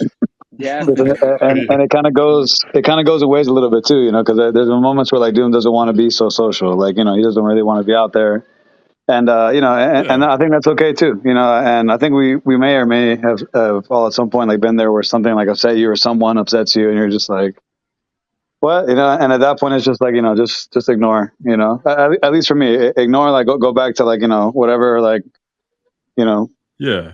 rabbit for hole sure. I'm in, and just let, like, you know, just continue on, man. Like that's Straight. you know. Yeah, and anyone out there who thinks I'm mad at and look, I don't. It's not a personal thing. It's just sometimes I just need my space. Just let me be. Yeah. Not only that, it's kind of like what we're all touching on. Like at the end of the day, like you want to spend time, because time is our biggest asset that we have, really. Period. And you have to choose wisely who you're spending that time with. You know, like it's not necessarily that I dislike you, or like I know who Doom and Sergio are referring to. It's not we have anything against you or anything, but sometimes you just rather spend that time with someone else that you get along with better, or you have more things in common with, or whatever the case may be. So it's not so much personal as it is just choosing, you know, who you spend that time with is. Well, and it's a big part of it is just energy. Anytime we like us four, right? And I know, you know, Manu probably more active, so on the social media, or we all have our turn when we're being more active. Anyone who's doing content or just shows up and is being active in the chat, or any of your friends you hit up of the, you know, of this hobby. Anytime we talk and we put a message out there, or we want to show something, or we want to focus on something, we could do it privately, but the fact that we do it and we throw it out there, it is draining energy. And I do feel it sometimes where I just don't have it, man. It's just look, man, if you want to keep, like, I appreciate people who listen to this. We have a back catalog of all these discussions we have amongst ourselves, right? Like, there's frequencies in the voice you're hearing right now, and that's energy me giving away. And when I don't have enough to fill up energy back, I just gotta be quiet a little bit. I just gotta go recharge. I'll be back. I'll be fine. You may count me on a bad day. It's cool. I don't blame. Most of the time. Sergio, I hear an apology is what I'm hearing. You know what I mean? No, and that's okay. Not that. You know? Yeah, it is. It's of course. not this individual. This individual. Look, man, this is what it is. For the record, I do not know who. No, Manu has nothing. Yeah, Manu's not in. For me is, I don't say things out of turn just to say things. If I tell you anything, is because it's something I've been pondering for a long time. You know, I try not to use. I try to be effective with my words. So in that case, no, there's no apology there. But even like if I don't hit up Elusive right back in like 5 minutes, bro, sometimes you just catch me on the wrong day. It might take me 2 hours. You know what I mean? Like, it's just some days. Or like Manu, it might take you a few days. Too. You know what I mean? Yeah, sometimes you gotta unplug, bro. No, of course. Look, what we're all saying, we all agree here. All of us four understand this, and I'm sure more than us four understand what we're talking about. But it's perfect example is like there's people that drain you even unbeknownst to them, and there's people that recharge you. And it's okay to be either one of these people. It's just like what Doom is saying is sometimes you're the charging station for people, and sometimes you got to go get plugged in at a charging station too. You can't just be charging up people's Teslas and no one's charging your Tesla. No one does charge your Tesla, bro. Like there's, you know, I have a lot to say about this because this is something that I think about all the time, emotions that I feel all the time. And I think Doom and I share similarities here, but there's obviously degrees, there's obviously differences. We're all unique. People oftentimes assume I'm an extrovert. I'm actually an introvert, some sort of hybrid Right. of the two.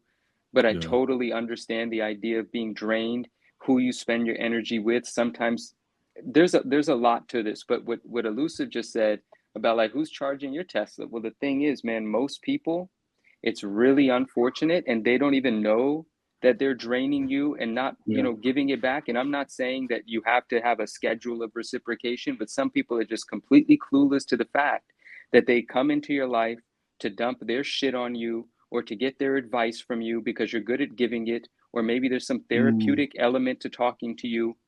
And we take that as our duty because we can serve someone in a beneficial way. But after that phone call's done and whomever's been served, who the fuck takes care of us? It's very That's the important for thing, us bro. to remove ourselves from the scenario and recharge. And I've had struggled with this for my entire life, where when I need to recharge, there are people that are getting ignored. They're getting left unattended to, and they're drawing their own conclusions. And then I have to extend even more energy to explain to people why Yeah. they shouldn't be offended by it. But you know what? If they cannot understand that I need my time and space, well, that is one less person that I'm going to ever have to waste energy on again. Good riddance, fuck you, goodbye.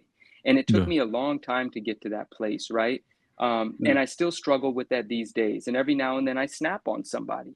Like Elusive and I were just talking about this the other day, and I was talking about it in the framework of money. Meaning, I am having a lot of conversations with individuals that's helping them, become profitable in whatever they're doing. And there's no agreement in the beginning. I'm not actually a consultant. With them, I have been previously in my professional life, and in some scenarios I do consult. But when I'm talking to an individual that considers me a friend in the social media space, they don't think that they're speaking to someone that's going to send them an invoice or a bill afterwards. But there's a certain point where if you are too friendly and too helpful, they just for some fucking reason think that you're there for that. And it's expected now. And the appreciation leaves the room. And then it's me left with me having made the mistake of giving too much whenever requested of me. And they think that it is something they could take for granted. And then I have to check myself. And sometimes I just ghost people, no explanation. And they on their own have to figure out why. And I don't care what they think about it. But it took me a long time to get to that place. It happens with, I guess, I get older. It's less of a fuck that I give, right? It's just man. more protecting your peace again. It's a big thing for me, and it might be connected to all kinds of trauma too. Like, I'm not saying it's not, but if someone follows me and they see me on camera, I'm pretty positive for the most part. If you watch my stories or you like something in my IG where I'm putting some gangster rap on, some bullshit, some cryptic shit, just know I just got to get that off that day. It just happened. It's also something that, it motivates me. It re-energizes me. Some of the negative shit re-energizes me. Like, I try to filter it in a positive way. I think most of us do that. I'm just, one of the few that comes on here and tries to put that message out there because, hey, look, you're listening to this, you feel the same way. Yeah, like we're all more alike than we are not at the end of the day. And it is what it is. Yeah, no, and look, I felt the same way a lot of my life, man. Where like I know, kind of like when Manu was saying, like how to value my time more so. And for me, like there is people though, like and there's different ways to recharge. I recharge by going outside on walks with my kids. I recharge by talking to certain people. Shout out to the homie Sal. Doom knows him. Manu knows about him. Everybody knows about him here. And that's one person, man, that I could tell you. I don't know what it is, but again, he's my Tesla charging station where I could be on an off day. I go get a haircut, and I walk there with a fucking smile. It had nothing to do with the haircut. I don't know what happened, but he charged me up, and I need that every now and then. You know what I mean? And there's only certain people that could do that for me. So I really am grateful. Shout out to you, Sal. And shout out to Manu, shout out to Doom, shout out to Sergio. We all do that for each other, but that's one of the people that I actually meet up with in real life, and I appreciate those people because they're far and few for me. What was that famous? What was that famous line from Tombstone? when he said, "Hey, why'd you do that for Wyatt?" He goes, "I have a lot of friends. I wouldn't do that for them." He said, "I don't." Yeah, you got a small circle, man. It's I mean, look, for me, at the end of the day, there's very few people in here that I hit up or like I really go to when I need a recharge, and I appreciate those people more and more as time goes on. Obviously, Elusive Sergio. I know Manu. We don't talk often, but like anytime I can hear your voice and you're passionate about something, it energizes people. I'm not the only one who sees that. I mean, I think we all. Mhm. I think it's pretty clear, and that's why a lot of people follow your page and follow wherever you show up. Um, Also, I try Appreciate to, that. and when we do appearances, the same. I try to energize people. I'm active. That's an active thought, right? Like Yeah. I'm not trying to waste people's time. Uh, I'm trying to do some 100%. I want to service, provide value.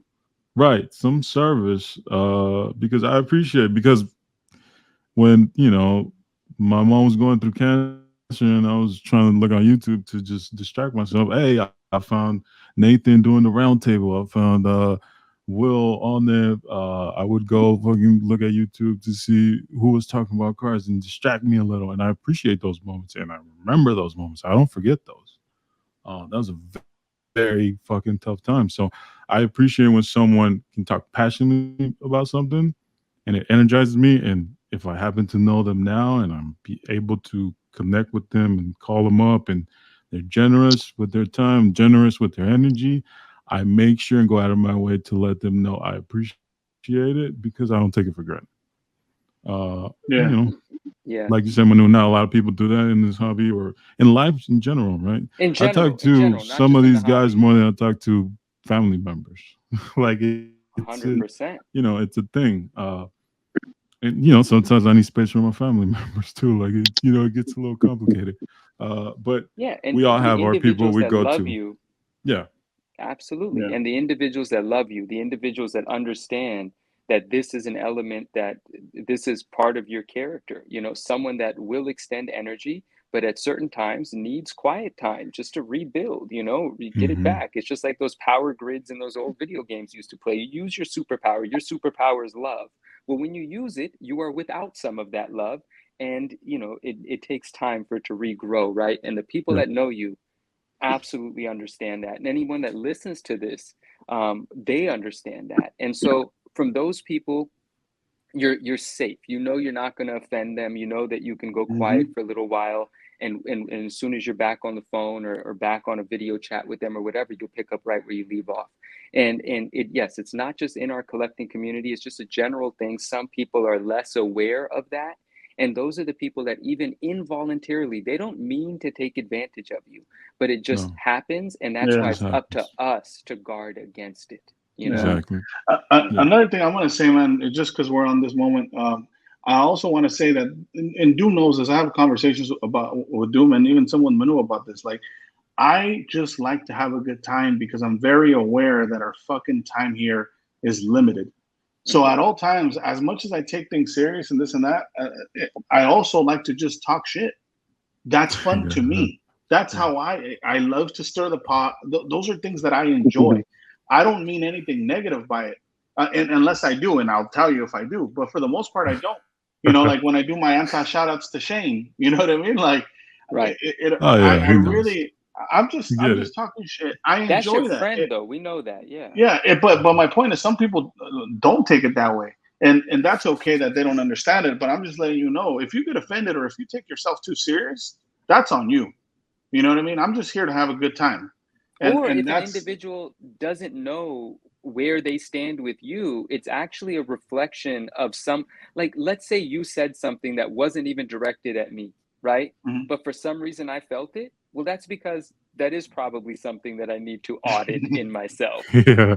Yeah, It's yes, a mirror. You're exactly, putting up a you yeah, mirror know? at you, and you Yeah, don't like the people's reflection. insecurities get Yeah. triggered. That's what gets Yeah. triggered in people, their insecurities. And they can pick up that trigger from anywhere, but that's something that someone else has to investigate within themselves. And if they happen to see you as the reason they feel that way, that's a defense mechanism. And, But we, the you, problem yeah, myself, the problem is that most of the time they don't see it. They don't think about it like that. They think it's you. They don't think about it as them being insecure. They think about like, as you you know, attacking them. yeah, you're attacking them. You know, they make themselves the victim. It's not the other way around. You know. But if I'm attacking anything, who am I attacking? Your ego. But That's not in their eyes. Not in their eyes. In reality, yes, but not in the other person's reality. You know. And the other thing, and I'll this is my last piece for this episode at least. One thing I want to touch on, and Manu's a great example of this, and for whatever reason, maybe again because of the way I carry myself, it's taken a little bit different. But not to put Manu on the spot, but just to look at how he grows his brand, he doesn't repost everybody's shit. He's not reposting stories. It's very seldom that you see Manu repost something. Usually it's something that he was in and he'll repost it. Now, that goes to say there's a lot of people that tag me on to repost their stuff. If you're the homies like Doom and Sergio, most of the time, hey, it's not even a question. You don't even have to ask me. You guys know that. It's just done without you guys even asking. If I don't repost your stuff, it's just because I am picky in the shit that I repost. Don't take that personal. If you like what you bought, and obviously you did because you bought it, that doesn't mean I have to like it, and vice versa. If you don't like my post, you don't have to like it, comment, or share it. But don't take it personal. If you tag me on something, you want me to repost it, and I do, and I don't. If I do, that lets you know that I really mean the shit that I repost. I really mean it. But if I don't repost it, it's just because I didn't like it, and that's okay. And that is. And brother, I love that you bring that up because this goes back to the awareness that certain people have, and this is not for better or for worse. This is not good or bad. This is observational, right? I actually come from a background. It doesn't matter what I used to do. The point is I've always been a detail-oriented person. I've always been an overthinking sort of person. I've always been, well, let me play what the left turn would do. Let me play what the right turn would do. Let me decide what my move's going to be, right? Like, and that led me, so I'm aware of optics. I'm aware of all of whatever. And this conversation could get really lengthy. I'm going to try to condense it. But what I want to say is, I can certainly understand from the perspective of someone that I have a great relationship with in the community. I like them, they like me, they tag me in something, or they message me and they say, hey, can you please post this? And then I either don't or they get a no, right? Like they tag me, I don't repost it, and their other friends have shared it. Or they ask me to and I blatantly tell them no, and I don't bother giving a full-on example, maybe because I don't have time, or maybe because I'm kind of tired of giving explanation, maybe because I'm tired of giving it. And I can totally understand why that individual that hasn't either taken the time to understand me or doesn't have the ability to understand me would be offended by that. I can totally see why a very nice person enjoying collecting, bought something they love, tagged me and wants me to post it because it's the sort of thing that I might like to, and can't understand why I didn't share it. And I can understand that, and I can empathize, and I can sympathize, and I could even feel a little guilty about it, right?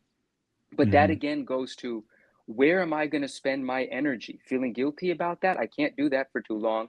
Explaining to, this person why? Yeah, I actually might do that. And historically, I actually have, right? Because I like that. I like making sure that person doesn't feel bad unnecessarily, because I'm not trying to dismiss them. So maybe I will take the time to explain why I don't generally do that. And actually, yeah, I generally have taken the time.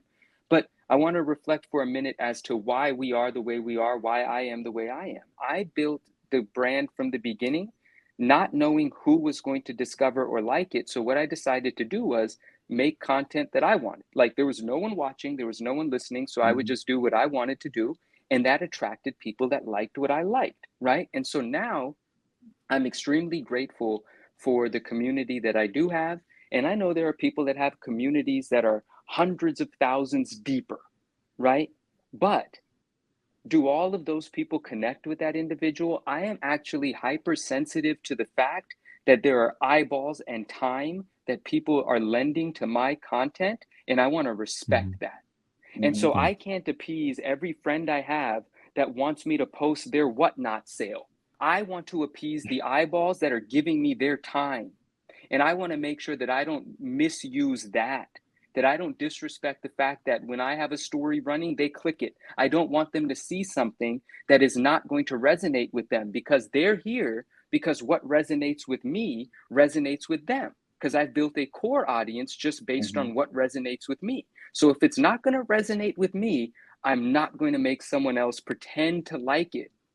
I'm not going to misuse the time they give me. And I didn't mean to use a whatnot sale as an example, but you know what I mean. We got a lot of friends that, you know, I mean, you guys sell on, I mean, Elusive, you sell on whatnot. That wasn't a jab at you. I know. You know, but there are people out here that when they get involved in something, they think it's, and I think everything I do is the biggest deal in the world.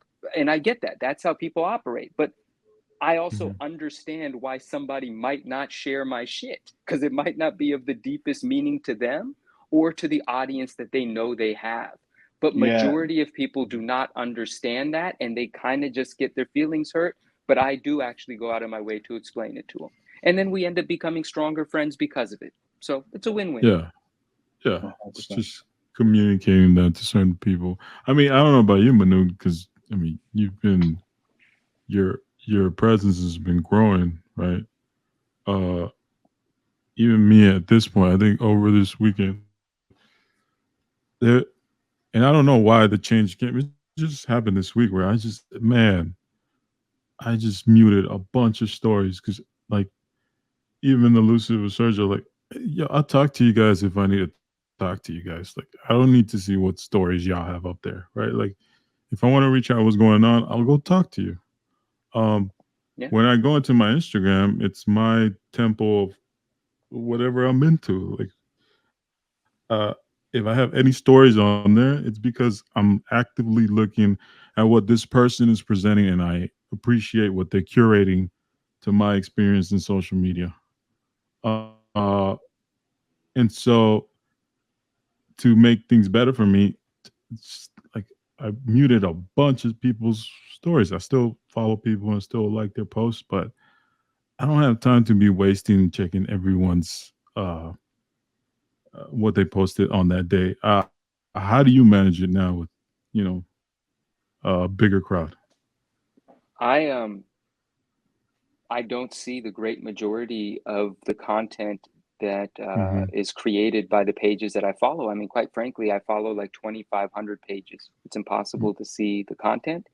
And the algorithm picks up on, the algorithm's not perfect by any means, but it picks up on whose pages I actually get value from. Like if you have a story running, it's going to be one of the circles towards the top of the circles, right? Anybody on this screen right now is going to be one, because the algorithm knows I actually speak to you guys. Like, you know, we have voluntary engagement. Instagram knows that these are pages that I DM, you know, without being tagged in something, right? And so it's going to show me those. But just automatically, a lot of stuff has fallen off of the radar because I think some of what you're saying, Doom, you're going to agree with what I'm about to say, is we get conditioned to expect nonsense from certain people's stories. We know if we tap these little dots at the top of this person's page, it's just going to be a bunch of spam for a bunch of crap that we do not give a fuck about at all. And we might visit that person's story 2 or 3 times and learn our lesson and never the fuck come back. Right? And it's also like repetition. It's the same thing. Like if I repost something, it's because I like it, or I'm a very good friend. I want to do something. I want to highlight something. But chances are, like 10 other people I know are going to do the same thing. So now I'm digging through all these stories and I'm seeing the same shit I reposted 10 minutes ago. Like at some point, like I'm just going to be. I don't need to see a majority of this stuff. I just focus on things that my friends aren't really picking up on, so I can pick up on those things. And that's how I'm treating it now.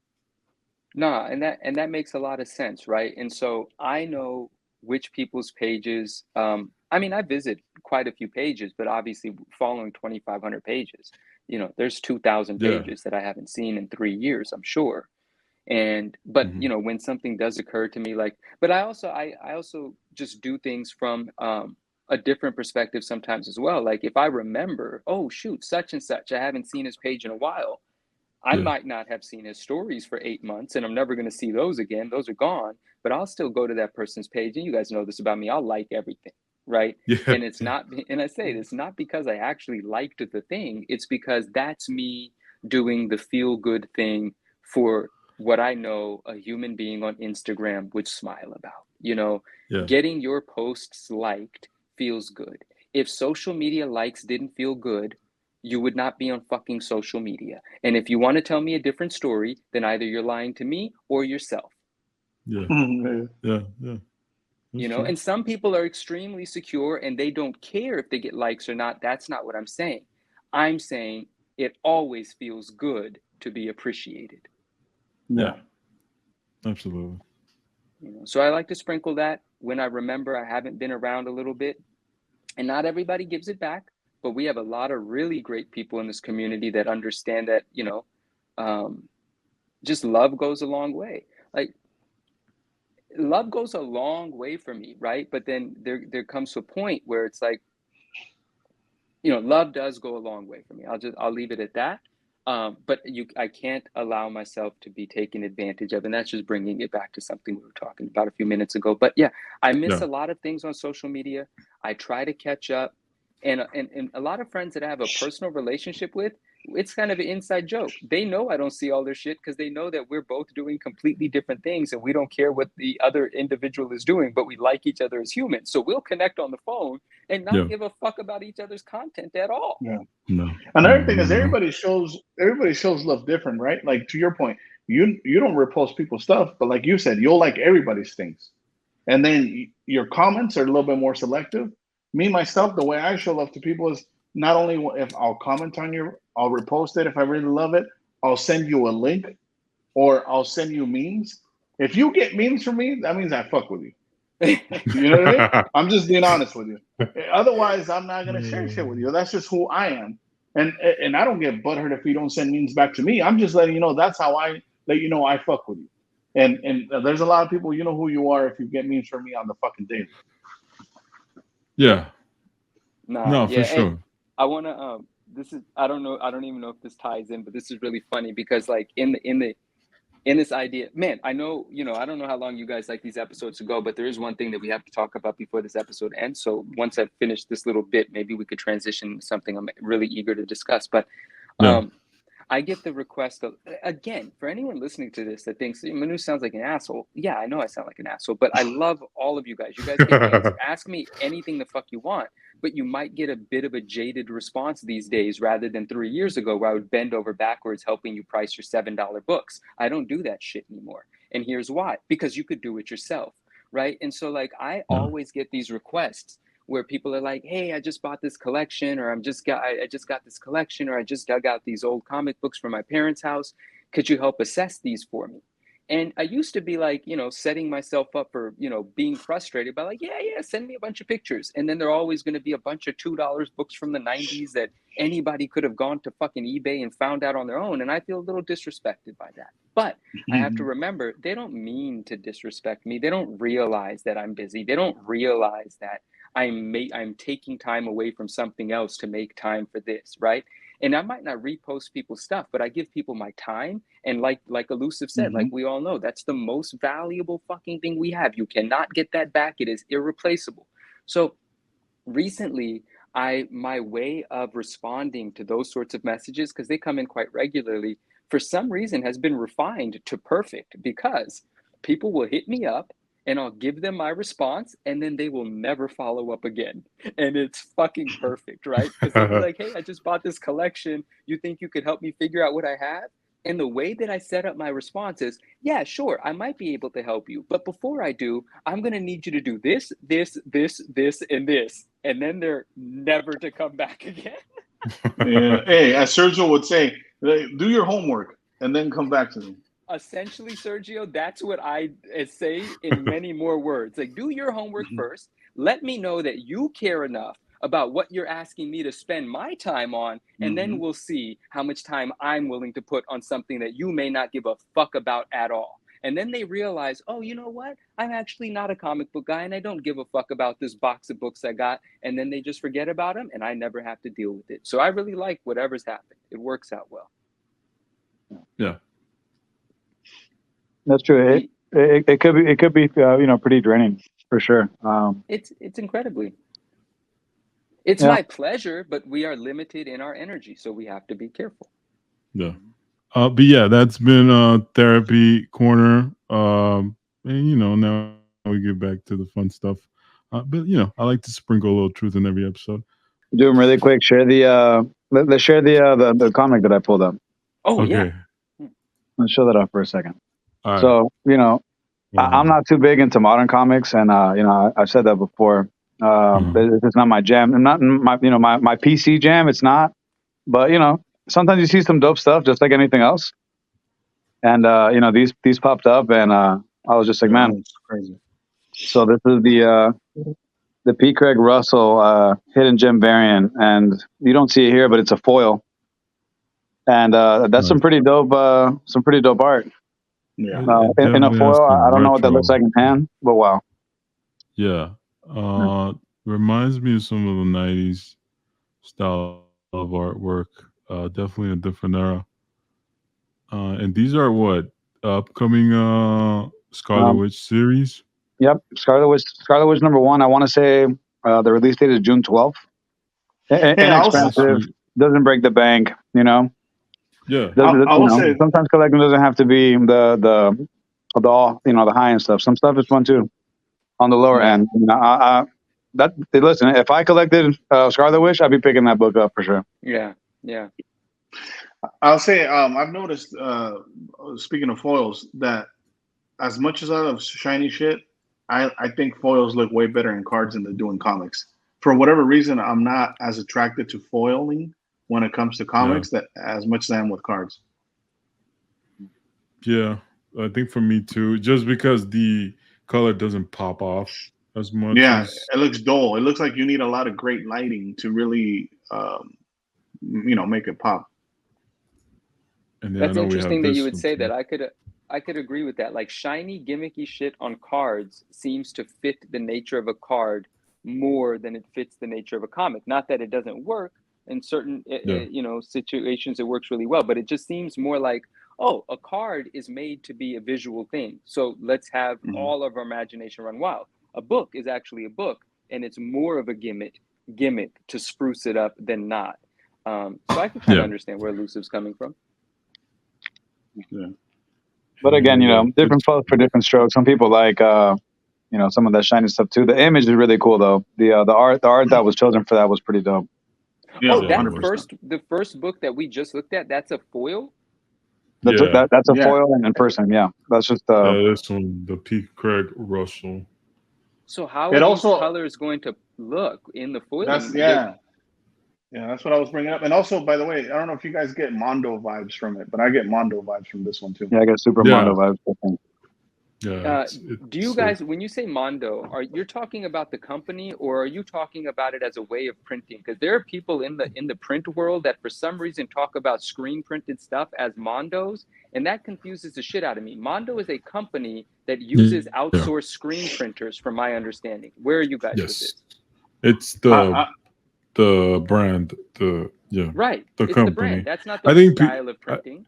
I think people reference it, especially if you go eBay, looking at a lot of eBay listings, they put Mondo in there because they were such an effective company in highlighting and also contributed to creating a lot of these careers for graphic designers, specifically in the gig posters and movie posters.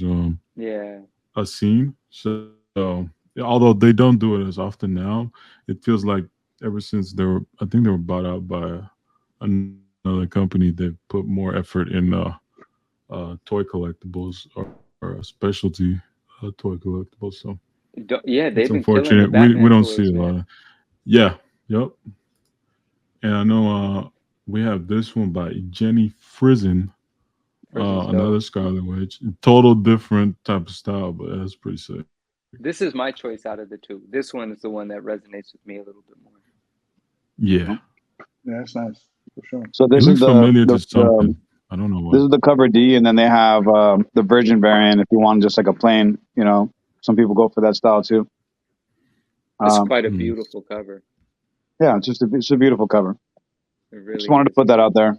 Something that's not so much card related, Doom related. I looked at it. I thought that was pretty cool. If you collect, or even if you like some of the artwork. I know some people collect based on artwork. I think that's a pretty cool piece. Yeah. Yeah. And Sergio, I love shiny comic book covers. I'm a 90s guy. I was just, understanding. I was just saying I could see where Elusive's coming from. But yeah, shiny covers, they work for me. I mean, Sergio highlighting modern comic books did not see that coming. Yeah, So. right? We gotta kind of goes against your whole aesthetic, dog. What's going on? And it's not Doom dope, related either. You know what I mean? Which is wild.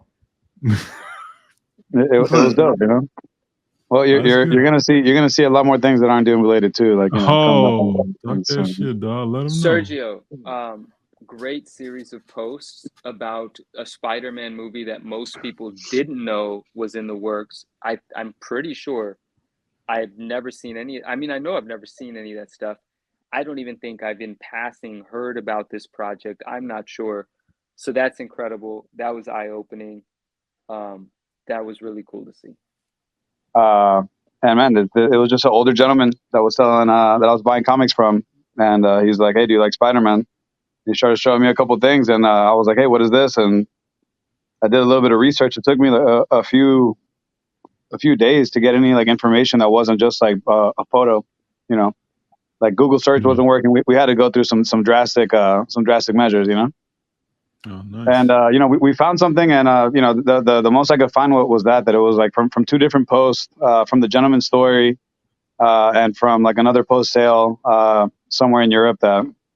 That's what it was. It was a promotional ad for the to be Spider-Man movie that was supposed to be like released in the 90s. Just didn't happen. So Crazy. when you again, like, it's one of those things, and I wasn't like in the hunt for a specific Spider-Man thing, but like when something like kind of just falls out of the sky, like what do you do? It's a no-brainer. Like, I bought it on a whim, but when I got it in hand, I was like, oh, this is legit, Yeah. So, a dope piece to have, man. Like, it was unexpected, and again, it was fairly from what I feel and seeing like that last sale post fell was like fairly inexpensive. Didn't break the bank, and it's just something different. Again, like I just got kind of bored with the whole like card box rip and all this thing. Like, hey, obviously shout out to all the homies out there doing it. I know a lot of you guys are out there ripping boxes. No disrespect on that realm. It's just like again, like speaking on energy, I can't give energy to that when I have like gemstones to go find. Like I'm over here like digging deep. My own things, like I'm still discovering things and seeing things that are popping up for the first time, or so that's where I'm at, like, and I think that's where, I mean, personally myself, I feel like that's where everyone should be, right? Selective where your focus is, like squeezing like the loophole and being like, hey, like I'm only gonna like look for certain things, and sometimes letting things go away and let them get away from you, and there's other things that may become that may come behind that are maybe something that you didn't expect, and now you're ready to pick up other pieces. So again, I always say just being patient, just literally taking it a day at a time. And sometimes it's cool, like I said, like I've been finding things that I've been seeing for the first time, and for me, I'm in a good like collector space, like mentally, and appreciating what some of you guys are doing out there as well. Like, so again, some of the people that I follow and seeing what you guys are doing, 100%, showing support when I can. And, that's it. Like not giving away too much energy to people that drain it, or not even like giving it attention or, anything like that. Cause I don't have the mental space. Again, I'm happy in my honey hole, so.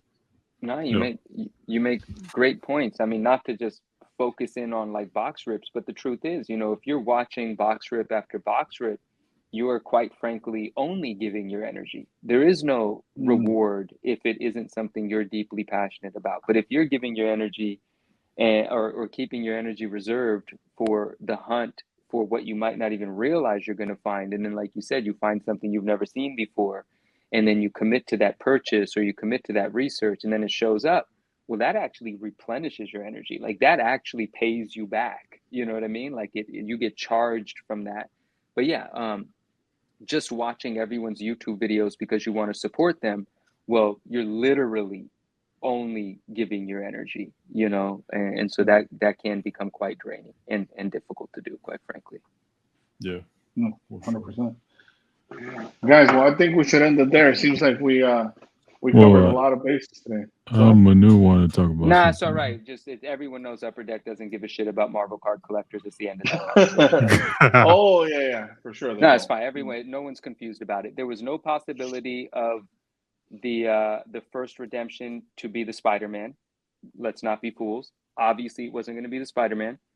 It doesn't matter if the Spider-Man's an e-pack or still in a physical. The point is, the first card to be redeemed had to be the Thor, because you have to have the Spider-Man out there to motivate more sales. And also, I like Kang. I think Kang's the gentleman that pulled the redemption, got the Thor. Congratulations. I like Kang. I like how honest he is.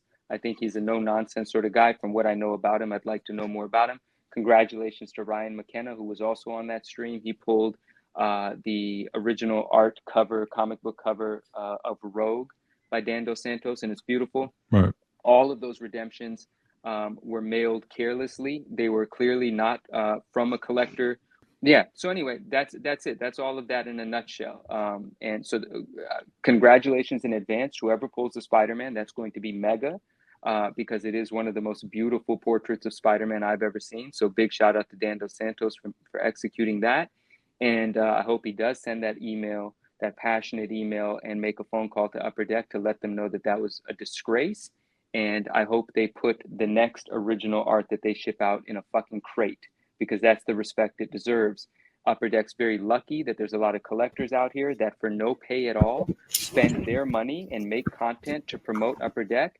And I think we need to have more respect 100%. for ourselves as collectors, and we need to demand more or tell them to fuck off. Fuck off is the phrase for the rest of 2024. Yeah, hashtag fuck off. There you go. Yeah, we'll hashtag it. Yeah. It's been a pleasure, guys. Fucking chopping it up with you guys as always, man. Thanks for joining us, Manu, especially on short notice. Nah, brother, thank you for reaching out, man. Thank you. We put out the bat signal, and fucking Manu was like, "Hell yeah, I got you. Don't even worry about it." I love you guys, man. This is a hangout we haven't done in a long time, and I really appreciate that you guys consider me and let me be a part of it. It means a lot. I fuck with you guys. Thank you. We fuck with you heavy as well, bro. It's all love. For sure. Thank you, guys. Later, guys. Later. Good night, everyone.